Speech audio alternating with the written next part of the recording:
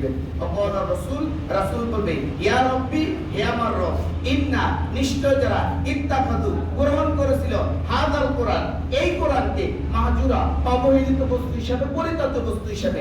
আপনারা বলেন তো আজকে কি কোরআন অবহেলিত না? কোরআন ঘরের সুলতান মুফাসসির তাকিয়ে আছে, কোরআন মসজিদে মিম্বরে পড়ে আছে, কেউ ধরে না, কেউ পড়ে না।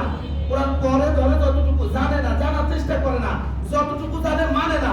সমাজ দেবে কোরআন মানায় না, এই সমাজে কোরআন দিয়ে চলুক, এটা যারা চায় না, দ্বিতীয় নম্বর মামলা খাবে তারা।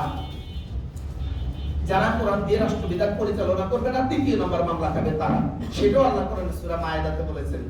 আল্লাহ বলেছেন যে সেখানে ওমান লাম ইয়াহকুম বিমা আনসালাল্লাহু ফাউলাইকা হুমুল কাফিরুন, যারা কোরআন দিয়ে বিচার ফয়সালা করে না, এরা হচ্ছে কাফির, তারা হচ্ছে ফাসিক, তারা হচ্ছে জালেম। একই কথা আল্লাহ তিন জায়গায় বলেছেন সূরা মায়েদাতে।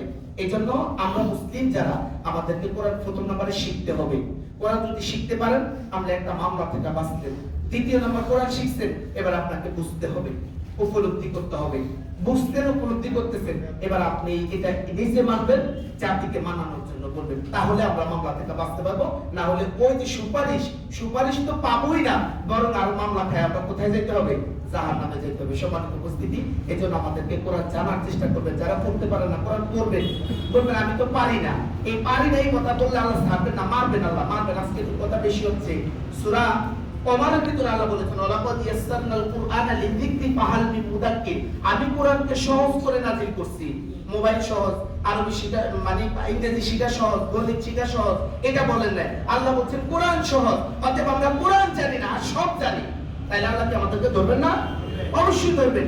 এজন্য যারা কোরআন পান না, কোরআন শেখার জন্য চেষ্টা করবেন। কোরআন শেখার জন্য কোনো বয়স লাগে না। কোরআন যে কোনো মানুষ, 29টা হরফ, 29টা হরফ দিয়ে 30 পারা কোরআন, মাত্র 29টা হরফ, আলিফ থেকে ইয়া পর্যন্ত, এটা দিয়ে 30 পারা কোরআন। অতএব এটা কোনো সহজ কঠিন বিষয় না। আমি চ্যালেঞ্জ করে বলতে পারবো, একটা মানুষ যদি মেধা একটু ভালো হয়, একটু যুবক হয়, মাত্র 3 ঘন্টা সময় দিলে তাকে আরবি হরফগুলো শিখায় কোরআন বানান করানো শেখানো যাবে। এরপর মত পড়ার সামনে আগানো বিষয় তার, মানে সে 3টা ঘন্টা যদি সময় দেয় কোরআনের ভিতরে, সে অক্ষরগুলো চিনে মোটামুটি ভাবে বানানটা বুঝতে পারবে। এরপর তাকে আরো সময় দিয়ে কোরআনকে সামনে আগাইতে হবে। এজন্য কোরআন শিখতে হবে, শেখার মানসিকতা থাকতে হবে, না হয় আখিরাত আদালতে আমাদেরকে মামলা খেতে হবে। আল্লাহ রাসূল দিবেন মামলা, এই মামলা থেকে আমাদেরকে বাঁচার জন্য কোরআন শিখতে হবে। আল্লাহ আমাদেরকে শেখার তৌফিক দান করেন, আমিন। হৃদয়ে রাখবেন কোরআন, সামনে বলবো ইনশাআল্লাহ কথা।